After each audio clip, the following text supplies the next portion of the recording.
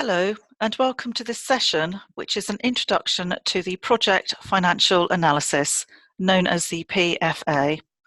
The PFA is used for donor-funded projects.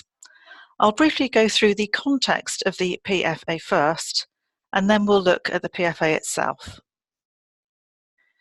So firstly, what is the PFA?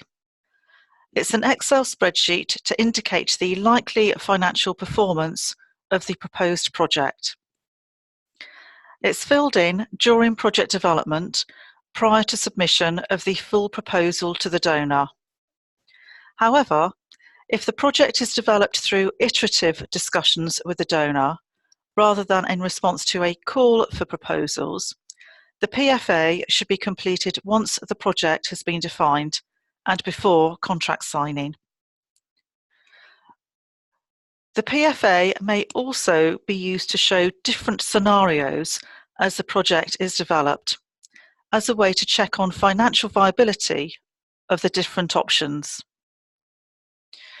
Note also that the PFA is required for all donor-funded projects set up in BART.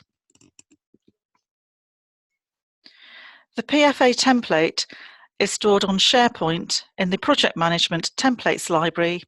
So from the home page of SharePoint, go to Projects and then click on Project Management Templates from the left-hand menu. So what's in the PFA? It contains several worksheets, with the key ones to use being Input Main and Input Salaries. These are used to input the financials in donor currency, and there are corresponding worksheets which show the information converted to GBP. If the project is paying partners or consultants, then the Organisations Paid by CABI worksheet should also be used. If the gross income of the project is equal to or more than £50,000, the PID Financial Slide worksheet should also be used. The PFA opens to an introduction worksheet, which gives a brief summary of each of the several worksheets, as well as access to those which are only used occasionally. So let's take a look at the PFA.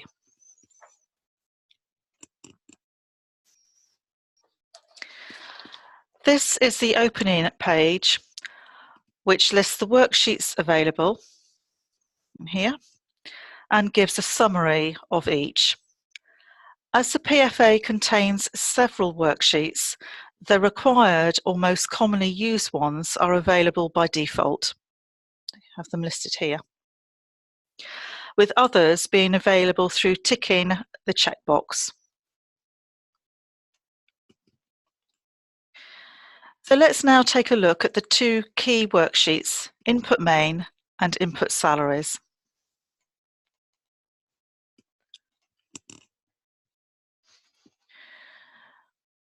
So this form consists of header information, so the title, dates, lead centre, currency. This information is used by the other worksheets. The form also contains charges to the donor, co-funding, and collaborators. Below this, there's a section on the implementation costs, which include staff costs, direct costs being consultancies, and other direct costs. And generally, the yellow shaded areas are for you to enter data. Let's just look into a little bit more detail. Much of the yellow shaded areas are either for you to enter text or simply to use a drop-down menu. In terms of the currency, this is a drop-down list which is based on the standard list used by CABI, with exchange rates based on the budget rates, which are updated annually. If you want to use a different exchange rate, select Other, enter in the currency you want to use, as this is helpful for clarification, and then importantly, enter the exchange rate that you want to use in this cell here. I'll just set this back, so we want to use US dollars in this instance. So down below here, we have overhead rates, so just simply enter in the relevant overhead rate for your project. And then in this section here, the charges to the donor for staff costs, direct costs, and collaborator costs, you'll see that although this is shaded yellow, it is actually, the information here is drawn from data entered in the lower part of the form relating to implementation costs. So it's already hard-coded to take the information from lower cells. For example here. If your charges to the donor are different from the implementation costs, then just overtype the charges to the donor cells. In terms of co-funding, if your project is receiving other external funding or funding from CDF, which is the CABI Development Fund, then simply change no, which is a default, to yes. I'll just do that again. And this will open up the co-funding section of the form. And here you'll see prompts for you to enter the financials, including overhead. So CDF, funding from other external donors, and the various overhead section here. And your financials are to be input here.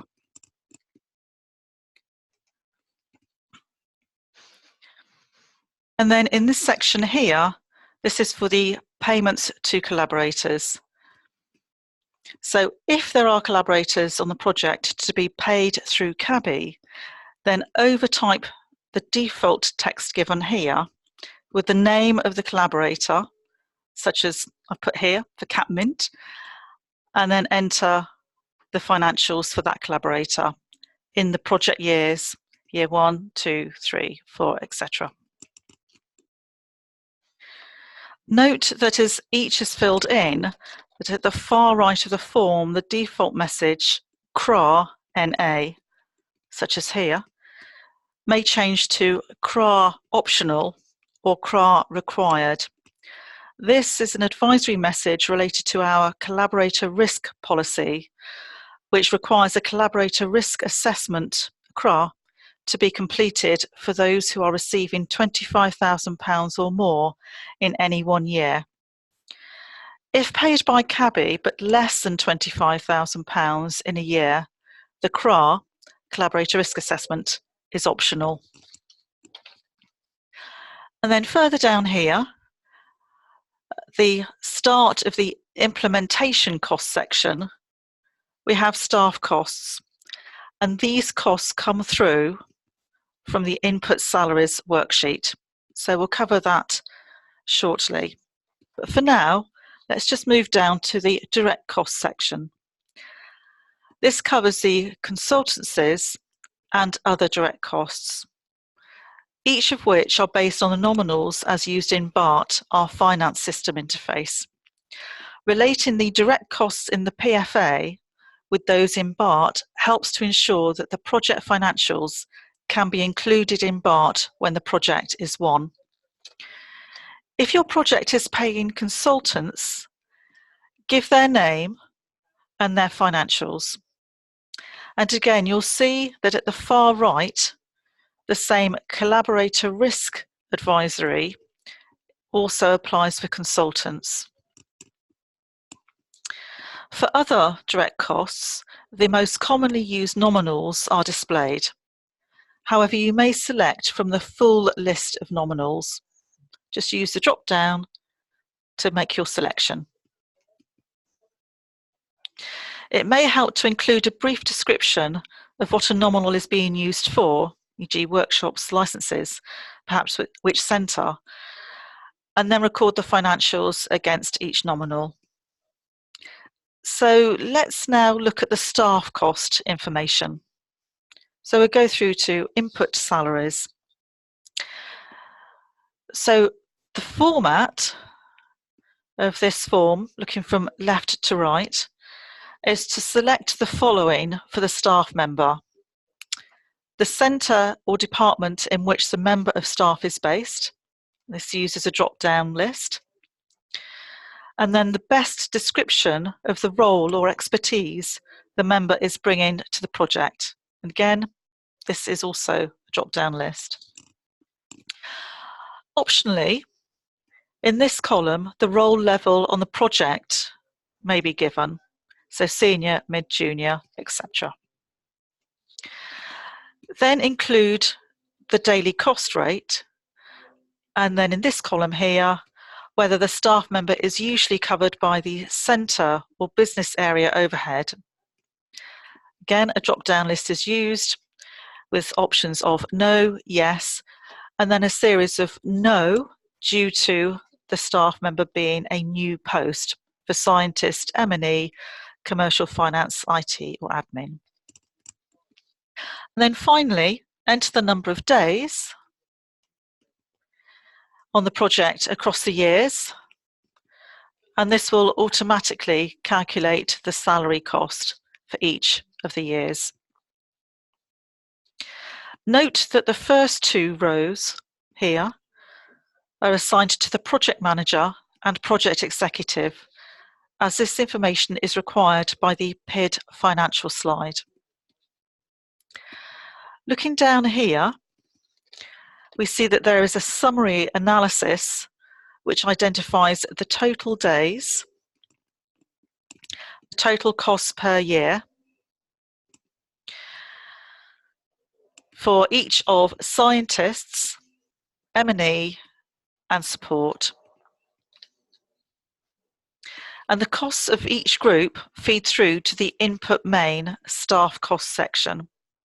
So for example, the scientific staff cost in year 1 is 22,350. If we have a look at input main, we can see that the scientific staff cost section for this first year is 22,350. So this information is drawn through from input salaries. So now that the staff costs are included, we can now see the profitability at the bottom of the form. These sections here.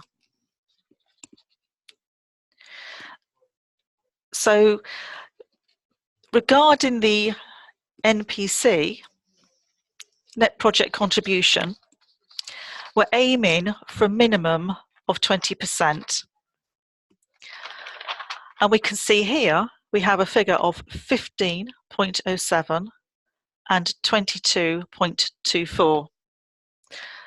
So why is there a difference and which one should we go with? Well, let's take a look firstly at what NPC means.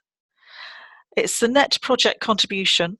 So it's the amount that's left after all costs, including payments to collaborators, have been taken into account, and therefore the amount which stays with CABI. This is the net project contribution. So here. The real contribution takes into account the fact that support staff, who are usually covered by the central business overhead, are being charged to the project. This is an additional benefit of undertaking the project and is represented through improving the NPC. So to answer the question, well, which one should we go with, the NPC or the real contribution? Well, if there are support staff charged to the project, this will be shown here, and this is the one that you go with. Okay, so now let's take a look at organisations paid by CABI. So we have up here some consultancies, so Hazel and Lilac, and a collaborator called CapMint. So let's take a look at the organisations paid by CABI worksheets. So here we can see CapMint and Hazel and Lilac. So the collaborators paid by CABI appear at the top. The consultants appear in the lower rows of this worksheet. So we can see here that Catmint is actually being paid by Cabby, but less than £25,000 in a project or calendar year. And therefore, the collaborator risk assessment is optional. And the same applies also for the consultant Hazel. However, Lilac is a consultant who is going to be paid £25,000 or more in any project or calendar year. And in that case, the advisory notice here is that the collaborator risk assessment is needed. And you'll see here that for those where there are collaborators or consultants to be paid by Cabby, the shaded boxes appear with options to answer the question in relation to the collaborator risk assessment availability. So simply just put in whether the collaborator risk assessment is available or is not yet available. So let's just say this one's available now, and then the advisory notice here says to circulate the collaborator risk assessment when the PID, PFA are going for approval.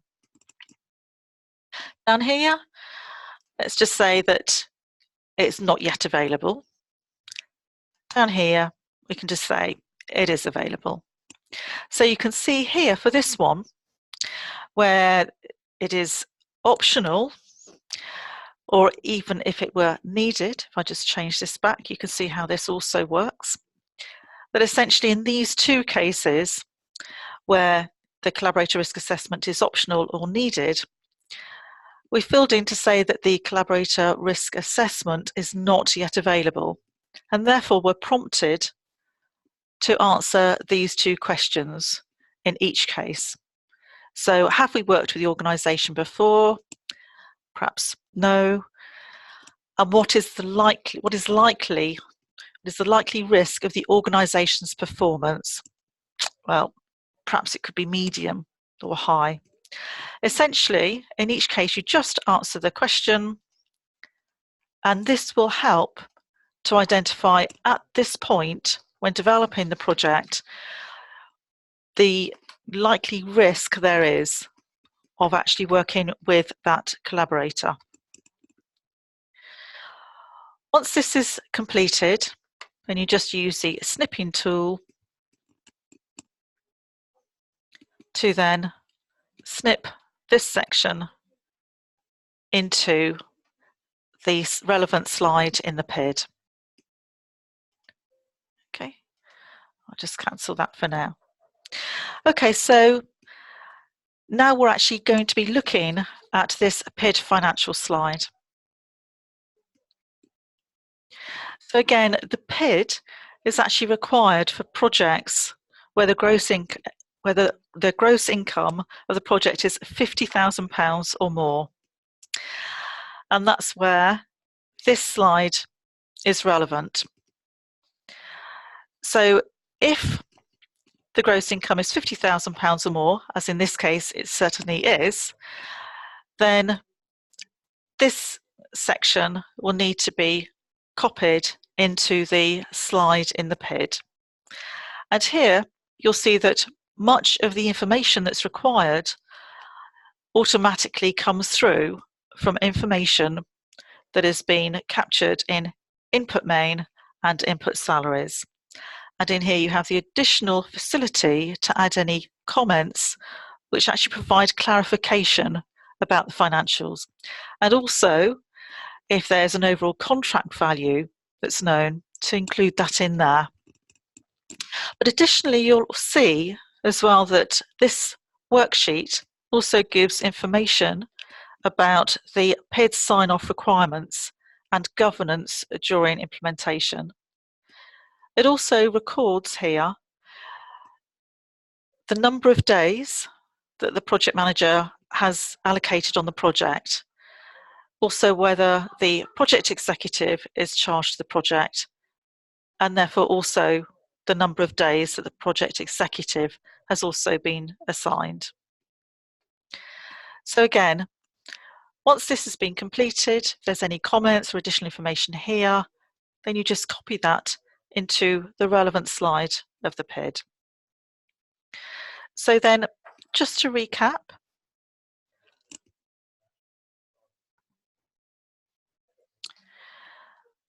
we've had a look at the two main, or the two key worksheets, input main and input salaries.